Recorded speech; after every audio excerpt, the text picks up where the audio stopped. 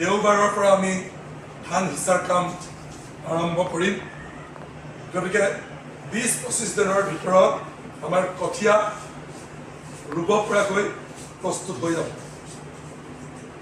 এতিয়া এই যিবিলাক কঠীয়া, সেই কঠীয়াসমূহ ৰুবৰ কাৰণে যিহেতু আমি ভাদ মাহৰ ভিতৰতে ৰুই শেষ কৰিব লাগে।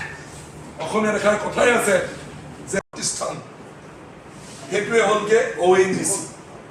এই ONGCয়ে আমি এইকেইদিন এই অঞ্চলৰ গলিয়ে গলিয়ে ঘূৰি ফুৰিছোঁ। 2-1খন গাড়ী আমি দেখিছোঁ অইল ইণ্ডিয়া লিমিটেড দুলীয়াজানৰ পৰা আহিছে, 2-1খন গাড়ী আমি দেখিছোঁ NRLৰ পৰা আহিছে।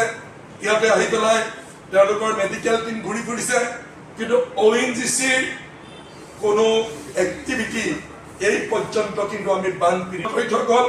সেই টকাই এই অঞ্চল পুনৰ নিৰ্মাণ কৰিবৰ কাৰণে ব্যৱস্থা ল'বৰ কাৰণে আমি ONGCক আহ্বান বহন কৰিবৰ কাৰণে আমি অসম জাতীয়তাবাদী যুৱ ছাত্ৰ পৰিষদে দাবী জনাইছোঁ।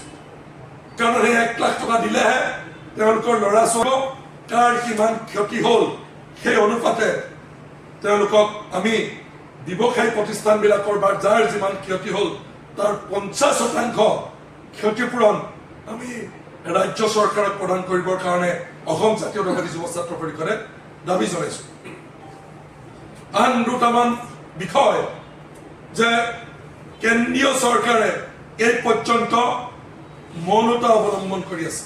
আমি অসম জাতীয়তাবাদী যুৱ ছাত্ৰ পৰিষদে সকলো সময়তে কৈ আহিছোঁ যে অসমৰ যিবিলাক সম্পদ, সেই সম্পদ তেওঁলোকক লাগে।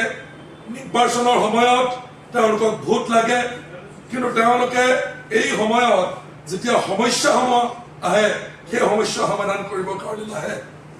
এই 10-11টা দিনত ভাৰতবৰ্ষৰ প্ৰধানমন্ত্ৰী নৰেন্দ্ৰ মোদীয়ে কমেও 20-25টা ভিডিঅ' বনাইছে। আনহে নালাগে ইনষ্টাগ্ৰামত তেওঁ যে ফলোৱাৰ্ছ পাইছে সেইটো তেওঁ ৰিলছ বনাই পেলাই বা ভিডিঅ' বনাই পেলাই আপলোড কৰিছে। কিন্তু অসমত চৰকাৰী হিচাপতে প্ৰায় 100 মানুহ মৃত্যু হ'ল এই পৰ্যন্ত, কিন্তু নৰেন্দ্ৰ মোদী ডাঙৰীয়া এটা ভিডিঅ' বনাই দিবলৈ সক্ষম নহ'ল।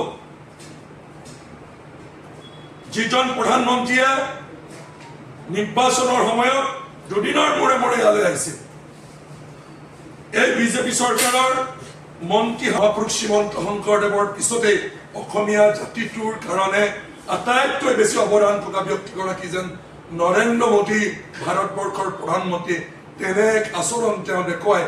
কিন্তু এই সময়ত 100 মানুহ, প্ৰায় 100 মানুহ চৰকাৰী হিচাপতে মৃত্যু হ'ল।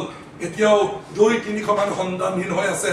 কিমান মানুহ মৃত্যু হ'লে প্ৰধানমন্ত্ৰী অসমলৈ আহিব সেই হিচাপটো প্ৰধানমন্ত্ৰীয়ে আমাৰ অসমৰ মানুহক জনাব লাগে। আমাৰ অসমৰ যিকেইজন নেতা, মুখ্যমন্ত্ৰী ডক্টৰ হিমন্ত বিশ্ব শৰ্মা, কেন্দ্ৰীয় মন্ত্ৰী সৰ্বানন্দ সোণোৱাল, আন এগৰাকী মন্ত্ৰী কেন্দ্ৰীয় মন্ত্ৰী পবিত্ৰ মাৰ্ঘেৰিটা আৰু বিজেপিৰ সভাপতি দিলীপ শইকীয়া, এই 4জন ৰাষ্ট্ৰীয় নেতাৰ ৰাষ্ট্ৰীয় প্ৰেক্ষাপটত যে তেওঁলোকৰ কোনো মূল্য নাই সেই কথাটো নৰেন্দ্ৰ মোদী আৰু অমিত শ্বাহ অসমলৈ যে এই পৰ্যন্ত অহা নাই সেইটোৱে প্ৰমাণ কৰে। আমি যিখিনি টকা বিভিন্ন কৰৰ জৰিয়তে, বিভিন্ন টেক্সৰ জৰিয়তে, বিভিন্ন ৰয়েলিটিৰ জৰিয়তে আপোনালোকক আমি দি আছিলোঁ, আমাৰ বিপদৰ সময়ত সেই টকা আমাৰ ঘূৰাই লাগে। আমি ONGCয়ে প্ৰতিমাহে আমি 100 কোটি টকা দি আছিলোঁ, এতিয়া আমাক প্ৰতিমাহে সেই 100 কোটি টকাটো ঘূৰাই দিয়াৰ ব্যৱস্থা কৰক। আমি যদি 12 মাহত 1200 কোটি টকা দিছিলোঁ, তেনেহ'লে বছৰত 5-12-60 কোটি টকা দিছিলোঁ।